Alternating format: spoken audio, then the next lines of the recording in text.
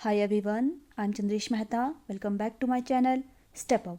तो इस वीडियो में हम बात करेंगे, आज जो एग्ज़ाम हुआ था टीजीटी नॉन मेडिकल टेट का, तो उसका हम साइकोलॉजी सेक्शन डिस्कस करने वाले हैं।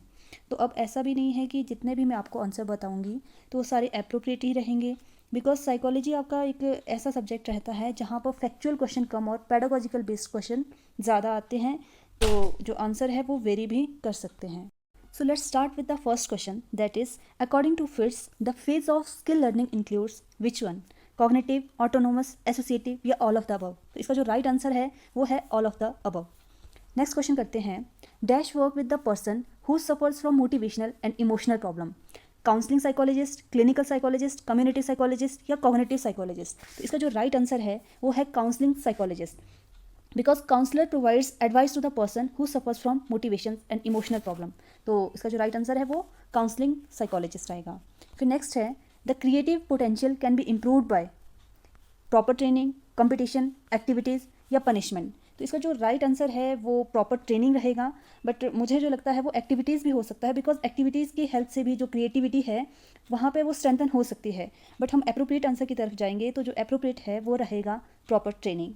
Next is, who was the founder of behaviourism? Factual question है, तो इसका जो राइट आंसर है वो है वॉटसन। अब देखिए, वुंड है तो स्ट्रक्चरलिज्म के फादर माना जाता है, जेम्स फंक्शनलिज्म के फादर माना जाता है, थॉर्नडाइक ने थ्योरी दी है आपके बिहेवियरिज्म की, लेकिन जो फाउंडर है बिहेवियरिज्म के तो उनको माना जाता है जेबी वॉटसन को।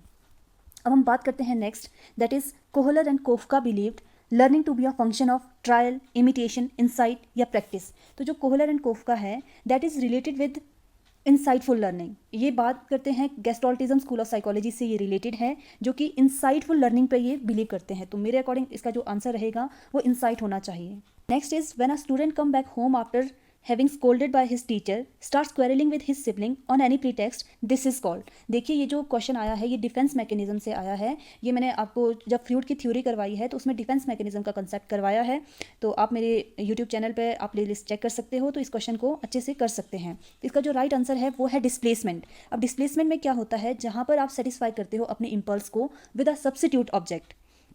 ठीक है, फिर नेक्स्ट हम बात करते हैं, the branch of psychology which study behaviour in social situation is called social psychology. तो answer is B. Next is, attitude is popular term which is related to heredity, learning, mind या behaviour? तो इसका जो right answer है वो है आपका behaviour. Next is, development is pattern of change that begins at dash and continues throughout the life. तो question का मतलब है कि जो डेवलपमेंट है वो ऑन गोइंग प्रोसेस है, लाइफ गोइंग प्रोसेस है, that proceed from where to where, कहाँ से कहाँ चलता है आपका डेवलपमेंट, ये प्रोसीड करता है आपके कंसेप्शन टू डेथ। तो इसका जो राइट आंसर है वो है आपका कंसेप्शन, कि जब बच्चा माँ के गर्भ में होता है उसी समय से बच्चे की डेवलपमेंट शुरू होती है। Next is, dash of the test refers to the consistency of scores obtain by an individual on the same test on two different occasion? तो इसका जो आंसर होना चाहिए वो रियलेबिलिटी है, विश्वसनीयता होनी चाहिए ऐसे टेस्ट में। फिर हम बात करते हैं next, that is, in पेवलव classical conditioning theory जो एक्सपेरिमेंट फूड है वो क्या होता है? तो फूड क्या है आपका नेचुरल स्टिमुलस होता है, जिसकी वजह से आपके नेचुरल सलाइवा सिक्रीट होता है। तो जो नेचुरल स्टिमुलस है उसको हमने क्या कहा था, अनकंडीशन स्टिमुलस, यूसीएस। ठीक है, तो यूसीएस क्या है यहाँ पे, आपका फूड है अनकंडीशन स्टिमुलस। तो राइट आंसर है आपका बी, अनकंडीशन स्टिमुलस।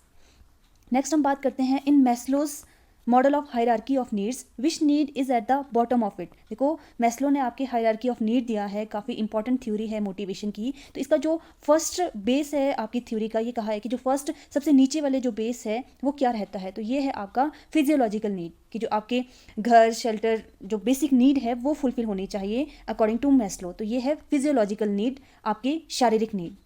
फिर है, major source of frustration are environmental factor, personal factor, conflicts या all of the above?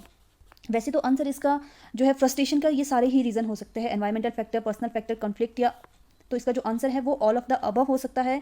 But अगर हम ऐसे मान के चले कि मेजर सोर्स क्या है, तो मेजर में हम कि एक पर्टिकुलर चीज़ को लेकर चलते हैं, तो मेरे अकॉर्डिंग जो है अगर हम इस तरह से सोच के चले तो फिर इसका जो आंसर है वो कॉन्फ्लिक्ट होना चाहिए। देखिए तभी ये जो क्वेश्चन होते हैं पेडागोजिकल जो बेस्ड क्वेश्चन होते हैं, इनका जो आंसर होता है वो वेरी कर सकता है। तो मैं अप्रोप्रिएट नहीं कह सकती हूँ कि जो मैं आपको आंसर बता रही हूँ वो बिल्कुल सही है। फिर हम बात करते हैं next, that is Eysenck's was psychologist. तो इनको जो है जर्मन ब्रिटिश साइकोलॉजिस्ट कहा जाता है, तो इसका जो आंसर है वो ब्रिटिश साइकोलॉजिस्ट है। नेक्स्ट हम बात करेंगे which school of psychology was founded by Sigmund Freud. तो सिगमंड फ्रूड ने फाउंड किया है आपके साइको एनालिसिस, मनोविश्लेषण, जिन्होंने थ्योरी भी दी है इद ईगो सुपर ईगो की, ये बात करते हैं कॉन्शियस, अनकॉन्शियस और सबकॉन्शियस माइंड की ये बात करते हैं। Next is a belief in the permanence of certain attributes of object situation in spite of superficial change is called. देखिए ये जो क्वेश्चन है ये आपके पियाजे की थ्योरी का क्वेश्चन है, तो इसका आंसर रहेगा कंजर्वेशन, संरक्षण इसका राइट आंसर है।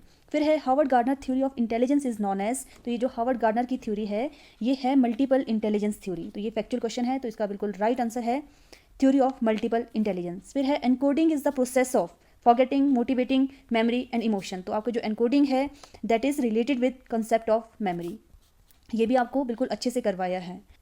नेक्स्ट है withdrawal into the oneself is developmental disorder which is known as antisocial behaviour, autism, mental retardation या नन ऑफ द अबव। देखिए ये कंसेप्ट भी मैंने आपको लर्निंग डिसेबिलिटी में करवाया है, तो इसको हम कहते हैं ऑटिज्म। ऑटिज्म क्या होता है, जहाँ पर जो बच्चा रहता है, कोई भी इंडिविजुअल है, वो अपने में रहता है, अपने तक सीमित रहता है, तो इंटरेक्ट नहीं होता है सोसाइटी में, तो उसको हम कहते हैं autism. Next is dash similarity is an important determinants of liking, facial, attitude, physical या ऑल ऑफ द अबव। तो मेरे अकॉर्डिंग इसका जो आंसर है वो ऑल ऑफ द अबव होना चाहिए। फिर हम बात करेंगे पियाजे स्टेज फॉर इन्फेंसी इज। अब इन्फेंसी शैशवावस्था की जो स्टेज है पियाजे के अकॉर्डिंग उसे क्या कहा है, बिल्कुल फैक्चुअल क्वेश्चन है। इसका जो राइट आंसर है वो सेंसरी मोटर स्टेज है। Next is a 13-year-old youth does a law breaking behaviour he will consider as.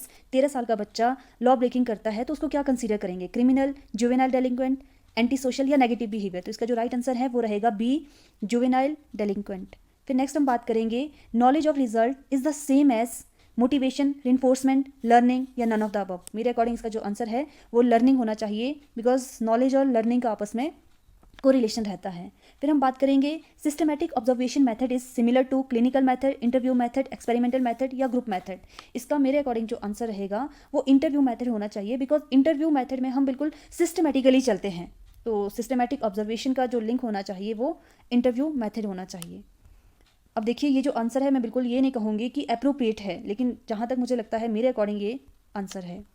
फिर हम बात करेंगे नेक्स्ट क्वेश्चन की, that is according to social learning theory man's behaviour is determined by his response, body, socialisation या goals. देखिए जो social learning theory है Albert Bandura की, ये काफ़ी फेमस थ्योरी है जिसको हम बोबो-डॉल एक्सपेरिमेंट कहते हैं। तो वो रिलेटेड है कि बच्चा जो है रिस्पॉन्स करता है, जब सोसाइटी में इमिटेट करता है वो, तो वो रिस्पॉन्स करेगा। तो मेनली जो इसका जो आंसर रहना चाहिए वो मेरे अकॉर्डिंग रिस्पॉन्स होना चाहिए।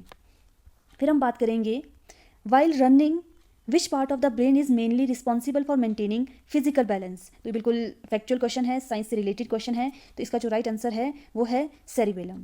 फिर है next question, Raymond B Cattell जो आर बी कैटल है made a personality test which is known as.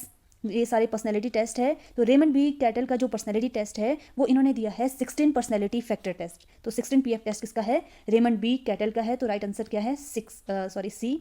Next है operant conditioning is associated with which one, Thorndike, Skinner, हल या माइलर। तो इसका जो राइट आंसर है वो है स्किनर। स्किनर ने दी है आपकी operant conditioning theory of behaviour.